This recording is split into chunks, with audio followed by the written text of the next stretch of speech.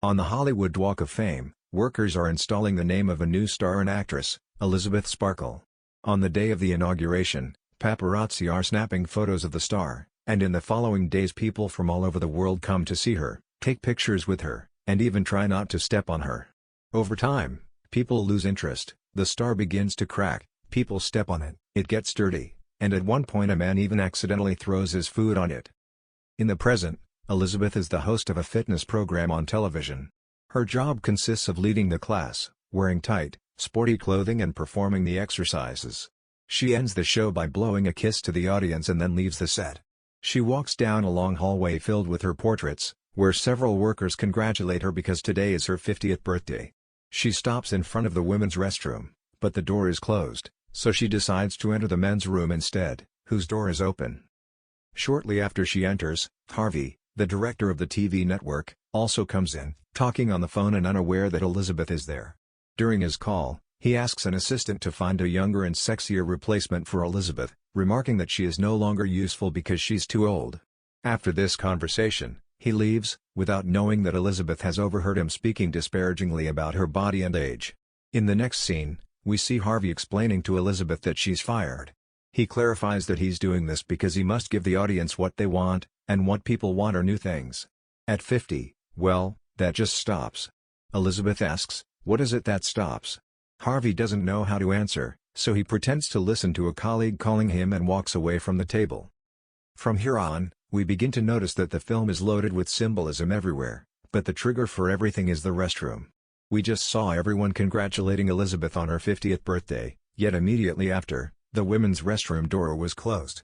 This is both literal and metaphorical, referring to how opportunities for women diminish, or even disappear completely, as they age. Now, what did Harvey mean when he said that at 50 that stops? To me, what stops is the attractiveness, the beauty, and the youth which, in our society, and especially for women, are sadly equated with a woman's worth. That's why he mentions that it's what the public demands, and by the public he doesn't refer only to the show's viewers but speaks on behalf of society. It's as if Harvey is seeing Elizabeth as an expired object that must be discarded, because now that she has lost what once gave her value, she is no longer what the public wants. The irony is that Harvey is a man only slightly older than Elizabeth, yet the men's restroom door remains open. This clearly speaks to how society treats maturity in men very differently. While a man's maturity is seen as a positive, a woman's maturity is seen as something that diminishes her worth and exiles her from society. The dangerous part is that many women grow up internalizing this message, as we are about to see. Elizabeth drives home. Along the way, she is distracted by a billboard featuring her face being ripped away. Immediately after, a car collides with her vehicle. Fortunately, the doctor at the hospital informs her that she's fine and then leaves. Elizabeth breaks into tears, but before she can get up a nurse stops her. The nurse is a young, quite handsome man with a prominent red mark on his hand. He quickly examines her, gives her his coat, and Elizabeth departs. However, when she checks the coat later, she discovers that the nurse has left a USB drive titled The Substance, accompanied by a note that reads, "It changed my life," along with a phone number. At that moment, a man arrives to greet Elizabeth. It is Fred, an old friend from elementary school whom she hasn't seen in a long time and who has always been in love with her. He tells her that she is still the most beautiful woman in the world and then gives her his number so they might go out for a drink later. Elizabeth arrives at her apartment, where a giant portrait of her younger self dominates the room. In the glass the current Elizabeth is reflected, but her reflection is much smaller and less visible than the large image, symbolizing how insignificant she feels compared to her youthful version. There is also a bouquet of roses sent by the TV network in gratitude for her years of work, accompanied by a note that says, "You were amazing." For this reason, Elizabeth takes the USB drive and connects it to her television. Upon opening it, a commercial for a product called The Substance begins to play. This product, through a simple injection, promises to create a better version of yourself, more youthful, more beautiful, and more perfect. The only catch is that certain rules must be followed. I will talk more about that later. Elizabeth doesn't show much interest in the product, so she throws the USB in the trash. For the moment, our protagonist appears indecisive about whether to join the Substance program or not. This psychological uncertainty is the product of everything she has experienced in her surroundings. Being fired because of her age and physical appearance clearly caused her insecurity, nudging her toward the desire for that better version that the Substance promises. Fred's words telling her that she is beautiful help her feel a bit better, though immediately after another blow comes, the message on the roses, "You are amazing," meaning that she is no longer so, making her feel even worse and tilting the balance toward wanting to use the substance. But a couple more blows will force her to make this decision. That night, she goes out to a bar hoping to meet someone or simply have a good time. She wears a dress with her back exposed and has been drinking martinis all evening, albeit completely alone. Next to her, she watches a man flirting with a young woman, which prompts her to keep on drinking. That additional blow leads her, when she returns home, to retrieve the USB drive from the trash and decide to call the number on the note to order the substance. On the other end of the line, someone dictates a phone number, an address, and then hangs up. The following morning, Elizabeth sees a newspaper advertisement looking for the new Elizabeth. The only mandatory requirement is to be beautiful and between 18 and 30 years old. This makes her feel terrible once again, but immediately after, something offers her the solution to all her insecurities. Among her mail, she notices an envelope addressed from the substance containing an access card. With this card in hand, she goes to the given address, where she finds a mysterious door that she must crawl through. Inside is a white room filled with lockers. In hers she finds a package containing a kit to use the substance. Elizabeth looks at herself in the mirror, examines her body, and after a moment's thought, injects the activating liquid into her arm. Seconds later, an intense pain overcomes her, she writhes and falls to the ground. Her back begins to move as if something is forming within her, and her skin splits into two. Finally, from her back emerges a woman called Sue. Before explaining the outcome of this injection, it is important to stress that what brought Elizabeth to this point were all those aversive stimuli mentioned earlier, causing her self-esteem to plummet and eventually leading her to seek a solution in the substance, being told she was fired for being old, the note on the flowers, feeling alone at the bar, seeing that a younger woman was desired, and the newspaper ad calling for her replacement. All of these external situations suggest that self-esteem, or, etymologically speaking, one's own worth, is not as intrinsic as the word might suggest. In reality, self-esteem is never intrinsic but is always framed in relation to others. It is the result of comparing how I see myself with what society deems worthy. This is one of the film's most important concepts, so remember it well because I will return to it shortly. The woman who has emerged from Elizabeth's back looks in the mirror and realizes that she is beautiful, young, and possesses the kind of body proportions that most of society would consider perfect. After taking a bath, she notices that her nose is bleeding. Upon investigation, she finds out that she needs to inject a stabilizing liquid, which can only be extracted using a syringe from Elizabeth's back. Once that liquid enters her system, Sue recovers. To understand this, we must understand how the substance works. In the commercial Elizabeth saw at the beginning, it is explained that the kit contains 4 items. The first is the activator that Elizabeth injected and that is for one-time use only. The second is the syringe for injecting the stabilizing liquid, which is extracted from the matrix Sue on her back. She must inject this liquid every day to stay alive. The third is food, and the fourth is the changer that allows one version to go to sleep while the other wakes up. Although the instructions are very clear that these rotations must last exactly 7 days, otherwise, very bad things could happen, the commercial clarifies at the end that both versions are actually one and the same. Sue, who now also shares an apartment with Elizabeth, sees an advertisement for a casting call to find the new Elizabeth. So she buys a very sexy outfit and then goes to the studio to audition. The casting turns out to be a success, and immediately Sue is hired by none other than Harv, who is impressed by her beauty. He mentions that he has some issues with her schedule, lying about a supposed illness of her mother that forces her to leave town 1 week on and 1 week off. Harvey assures her that there is no problem, and with the deal closed, Sue's life as a superstar begins. To remain stable, she continues injecting the stabilizing liquid while attending photoshoots and rehearsals. The project proves so promising that they install a spectacular giant billboard with a photograph of her posing in scant clothing and looking amazing. This billboard is placed in front of Elizabeth's apartment. Staring intently at Elizabeth's portrait, and since the apartment has a large window, it can be seen all the time from there. After a long and productive week, the time comes for Sue and Elizabeth to exchange bodies. Sue prepares the changer and performs the process. When Elizabeth manages to stand up after the exchange, she observes what has emerged from her, a younger, more perfect version that the substance had promised.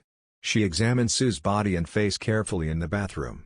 Later, she decides to go to the studio where she used to work, but she is shocked to see that all her portraits have been removed from the hallway. Harvey hands her her belongings along with a cookbook as a parting gift. When Elizabeth returns, she begins her new routine, which now consists solely of eating, bathing, and killing time watching infomercials from her armchair. Elizabeth is so disinterested in her own life that she even goes to check how much food Sue has left in order to calculate how many more days she will have to endure staying awake. The 7 days have passed, and now it's Sue's turn. Seeing how Elizabeth has wasted her days, Sue decides to build a secret room behind the bathroom to hide Elizabeth's body. A noisy neighbor, disturbed by the commotion, knocks on the door. Believing that Elizabeth is causing the ruckus, he yells and complains. However, Sue's attitude changes completely when the neighbor sees the beautiful Sue. Instead of scolding or insulting her, he becomes nervous and offers his help, but Sue rejects it. Once the secret room is finished, Sue locks Elizabeth inside and then removes a large portrait of Elizabeth, leaving only Sue's own panoramic advertisement visible. The next day, Sue has her first recording for the show. Along with other dancers, she performs exercises and movements that emphasize and exaggerate her physical attributes, proportions, and beauty. In the end, Sue bids farewell to the cameras using exactly the same gestures and phrases that Elizabeth used to say when wrapping up her show. Sue then steps out into the hallway, where a poster of her has already been placed in the spot formerly occupied by Elizabeth's. On Sue's last night, before having to make the exchange, she notices that Elizabeth has little food left. Sue assures her that it won't be long, and then leaves to have fun with friends. The night ends with Sue back in her apartment with a motorcycle-riding guy, with whom she is about to become intimate. However, while undressing, Sue's nose begins to bleed due to a lack of stabilizing liquid. To her misfortune, she has none left, since the 7 days have already passed. Desperate, Sue runs to the bathroom, grabs a syringe, and decides to extract more liquid from Elizabeth's back in order to last a few more hours, despite the strict instructions prohibiting it. After a night of passion, it's Elizabeth's turn. Upon waking, Elizabeth goes to the living room and finds a note from Sue's guy, mentioning that he will pick her up later. However, her expression turns to horror when she realizes that one of her fingers has begun to age extremely, and in a grotesque manner. Realizing that this happened because Sue extended her turn by a few extra hours, Elizabeth calls the number for the substance. They explain that what is taken from one side is removed from the other, clarifying that this process is irreversible and reminding her that there is no you and me, but that both are one. The finger is only the beginning. As the days go by and Sue spends more time in her role, Elizabeth will deteriorate further until her body becomes grotesque and monstrous, just as we are about to see.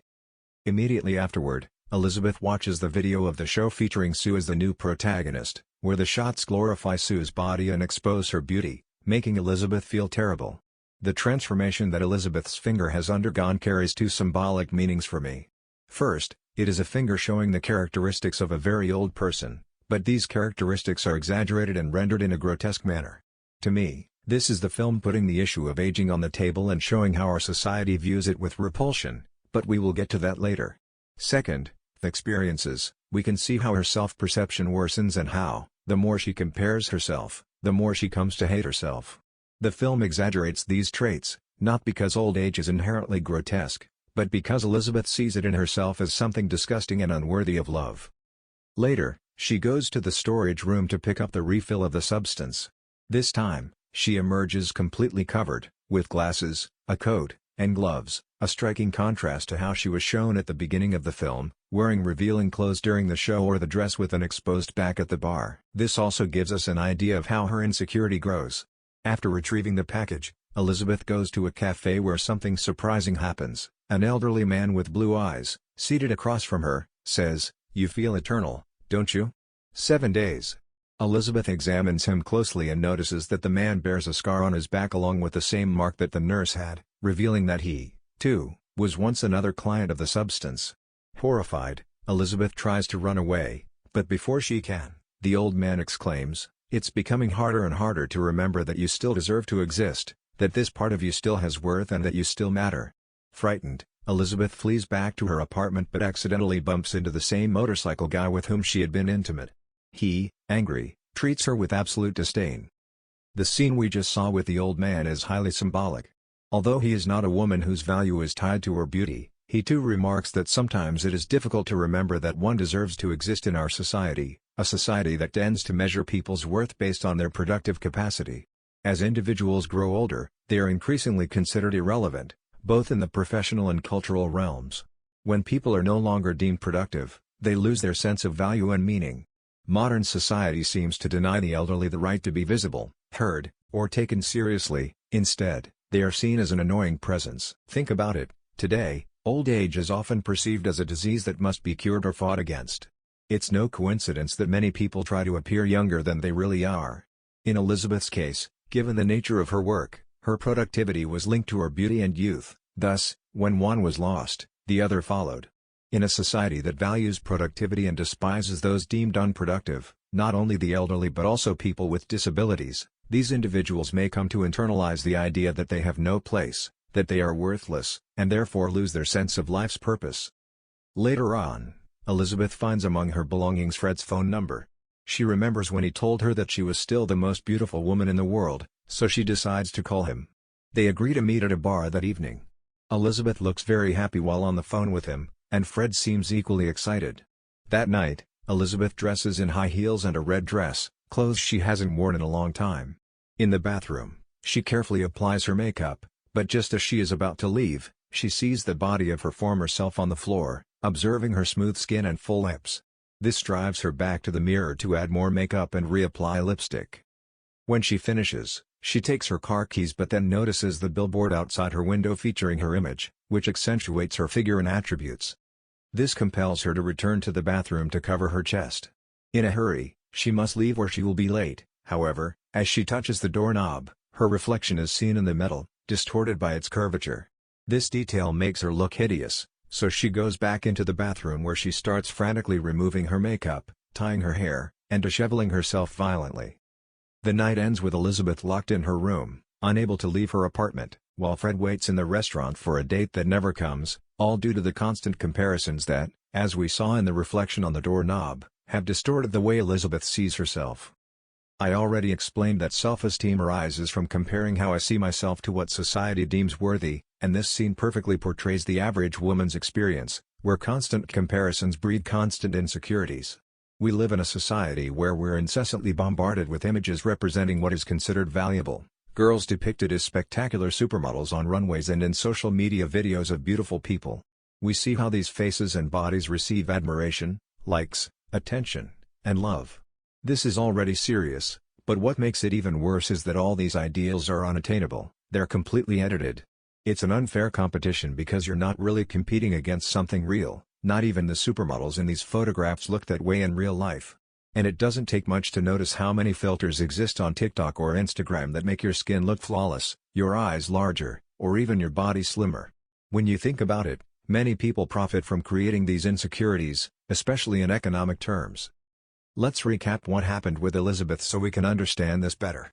Elizabeth was bombarded on every corner with images of how one should look, images that inevitably created immense insecurity, until the substance arrived to offer her a solution. In real life, that solution may be all those beauty products and surgeries that promise to bring you closer to those ideal images of beauty that bombard you, yet they will always disappoint because that ideal will never be attainable. Why? Because it doesn't exist. Moreover, if you think it through, these industries have every reason to reinforce our insecurities. If they didn't, their sales would plummet. Instead, if you're always made to feel bad about yourself, there will always be something new to sell you. When an advertisement displays the image of an edited model next to a beauty product, what it's indirectly saying is that, to reach that impossible ideal, you only need to buy what they're selling. The saddest part is that this monster feeds on itself. As a society, we have internalized that these unattainable ideals are what we should be. This is dangerous because it doesn't tackle the real problem, it merely offers band-aids for a much deeper wound. That's why phrases like accept yourself as you are or love yourself as you are can feel so cruel. They're not choices you make in a vacuum. When you're exposed to these ideals every day and then gaze into a mirror, it's natural to feel inadequate. No matter how hard you try, you'll never look like that, because no one looks like that in real life. The theme of comparison runs throughout the film and is reflected in various shots: the billboard outside Elizabeth's apartment, the way Sue says goodbye to the camera by mimicking exactly what Elizabeth used to do, the constant visibility of Sue's body in the bathroom, and even how others treat each of them: Harvey, the neighbor, and the motorcyclist. All these scenes reinforce that relentless comparison which defines and ultimately destroys Elizabeth's self-esteem. Then comes the day of the exchange. Sue wakes up to find that Elizabeth has spent her 7 days eating, watching TV, and leaving the apartment in disarray. Enraged by this waste, Sue calls the substance to complain, But the answer remains the same: there is no you and me, both are one and the same. Despite this, things seem to be improving even further for Sue. Harvey summons her to his office to tell her that the TV viewers love her and that the show has achieved incredibly high ratings. He offers her the role of host for the New Year's special, a program watched by tens of millions. Delighted, she accepts. Although Harvey warns that there will be many rehearsals to reach that goal, Sue needs to stay awake for more than 7 days, so she begins exceeding the prescribed time and continues extracting stabilizing liquid from Elizabeth's body.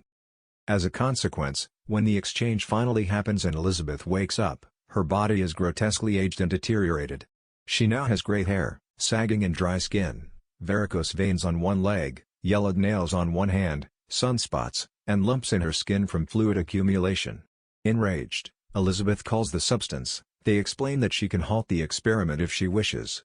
However, when she looks at the panoramic billboard featuring Sue's image and remembers that both are one and the same, she decides not to stop the process. That night, while Elizabeth cooks using the cookbook Harvey gave her, she watches an interview on TV with Sue, who sarcastically mocks her age with comments like Jurassic Fitness, and so on. In a fit of rage, Elizabeth takes out her anger on the food, cooking violently and leaving a chaotic mess in the apartment. When the moment comes for the body exchange and Sue awakens, she screams in horror at the mess Elizabeth has created. Enraged, Sue decides that she will no longer exchange with Elizabeth. Together with several jars, she extracts the stabilizing liquid from Elizabeth's back to store it as a reserve, doing so with scorn, insulting Elizabeth as old and fat. 3 months pass, and Sue continues with her life while deliberately avoiding any further exchanges. However, there's only 1 day left until the much-anticipated New Year's show. Sue has run out of stabilizing liquid, and when she tries to extract more from Elizabeth, she discovers that nothing remains. The pain and nasal bleeding intensify. She desperately needs it. In desperation, she calls the number for the substance, but they inform her that she has used it all up. The only way to regenerate the liquid is by exchanging bodies with the Matrix Sue. Weakened, Sue crawls to the bathroom with her remaining strength and performs the exchange. When Elizabeth wakes up and sees her body, after not having exchanged for 3 months, she lets out a piercing scream. Now, Sue's body has transformed into that of a decrepit old woman, skeletal, with a huge hump, hairless, and with twisted limbs, or, symbolically, her self-perception is so damaged that she sees herself as a monster. Elizabeth calls the substance to cancel the project. She covers herself completely and goes out to collect the kit that will finally end everything. Back at the apartment, she drags Sue into the living room, takes the syringe, and injects the liquid into Sue's heart, beginning the process to end it all. However, as she does so, her eyes fall on the flowers that were sent to Sue, bearing a note that says "They will love you," as well as on the billboard displaying Sue's image and face. All of this makes Elizabeth regret her decision, and she withdraws the syringe from Sue. While trying to resuscitate her, she pleads in a broken voice, "I need you. I need you because I hate myself. You have to come back because you are the only part of me that deserves to be loved." That one part, worthy of love, refers to the young side of herself that she once was, the part that throughout her life received love, applause, and attention. This is why she cannot let go of Sue. For this reason, she takes the changer and plunges the needle directly into Sue's heart. With that, she manages to resuscitate her, but something unexpected happens. For the first time, both are awake simultaneously. For an instant, they gaze at each other in shock. However, Sue soon realizes that Elizabeth attempted to kill her, and she begins to beat her brutally. Elizabeth fights for her life, but Sue prevails. Just before delivering the final blow and shattering her face, both catch sight of their reflections in a mirror. The image of the two together seems to halt Sue for a moment, but then she resumes her attack and utterly destroys Elizabeth, kicking her to the ground. Flashes of the substance commercial echo in Sue's mind. The two are one, which makes her pause, although it is already too late, for Elizabeth has lost her life. I believe the fight we just witnessed can be interpreted as the constant struggle of youth against the inevitability of aging. Let me explain. Throughout the film there have been many shots emphasizing Sue's sensuality and youth, as if creating a cult of youth, and these shots are not accidental. Today, the cult of youth is more present than ever. Society tends to value youth and disdain the old. But this cult of youth conceals a paradox: those who practice and exalt it gradually lose the right to claim it. Living while sidelining the elderly, being afraid of aging, and demeaning the role of older people is self-defeating, since, sooner or later, every one of us will end up there. Moreover, This fight is a declaration that the part of Elizabeth that only felt valuable when she was young has, sadly, failed to find anything worthy in this new stage of her life, and that is why Sue has taken over. Sue cleans the blood off herself and heads to the set to prepare for the big show that night. Harvey greets her, praising how beautiful she looks in her blue dress, but Sue soon begins to feel very unwell. She goes to the bathroom and, when she looks in the mirror, is horrified to discover that her teeth have started to fall out. She knows she must act fast because she is about to go live. She decides to return to her apartment to inject the activating liquid, even though she knows it can only be used once. Before she can escape, however, Harvey, accompanied by a group of men, stops her, introduces her to the shareholders, who regard her as if she were a product of the substance, yet she manages to hide her deterioration and finally escapes back to her apartment. There, while injecting the activator, she stares at herself in the mirror and pleads with the substance, "Please, give me a better version of myself." When the activator takes effect, she undergoes the same painful process that Elizabeth experienced, but the result is completely different. Instead of creating a new, beautiful version, out of Sue emerges a monstrously deformed creature, with teeth, hair, and eyes all over its body, and it barely resembles a human figure. On its back, it clings to Elizabeth's face. This being is named the monster Elizasu. Even so, the monster puts on the blue dress, wears earrings, and cuts out the face from one of Elizabeth's photographs to use as a mask, covering its deformed visage.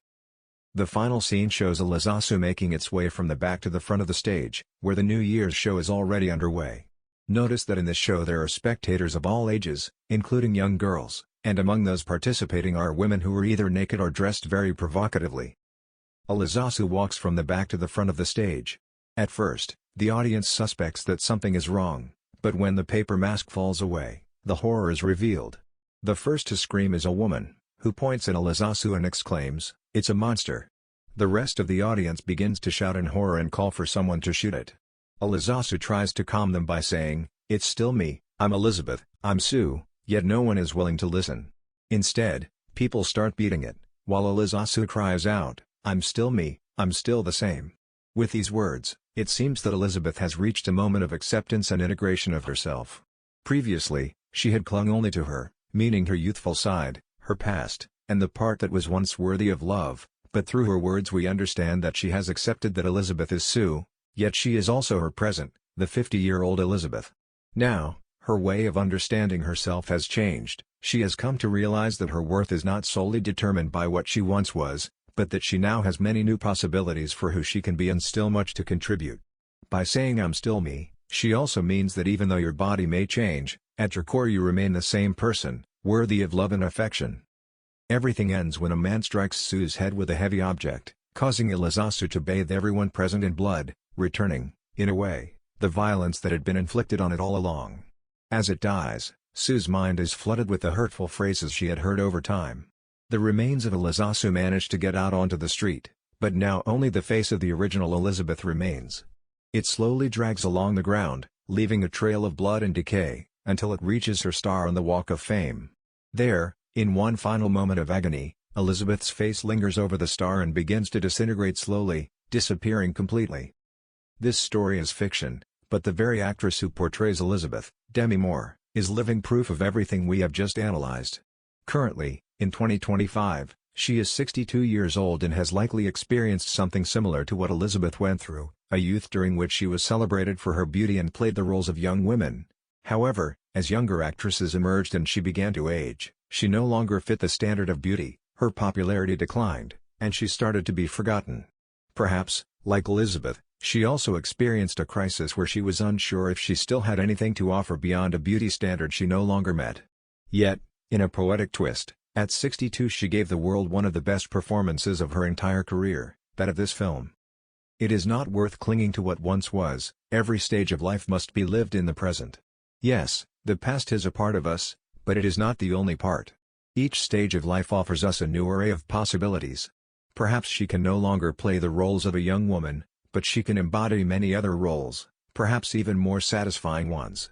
However, these new possibilities will only arrive if we let go of the past and remain open to them. And to close this video, I would like to remind you that although self-esteem depends on comparing yourself to external standards, that doesn't mean there is nothing we can do to change it. Perhaps questioning these ideals and the mandates imposed by others can allow us to find some peace, to ask ourselves, is this really a fair comparison? Do I really need to be this way to be worthy of love? Do I really need to attain that image to be valuable? These questions can help us realize that these prejudices are unfounded. We do not need to conform to these ideals to be people deserving of love and affection, because a person is much more than their face, much more than their physical appearance, and much more than their productivity. So, in case you've forgotten, or if someone has made you forget, I want to remind you that you are worth much more than any image. Beauty, in truth, is something unique, something diverse, something that belongs to you, not something that should be imposed. Celebrate your achievements, your voice, your ideas, and above all, be kind to yourself, because resilience begins by looking at yourself with compassion, especially, and perhaps even more so, when the world does not do so for you. Thank you so much for watching the entire video.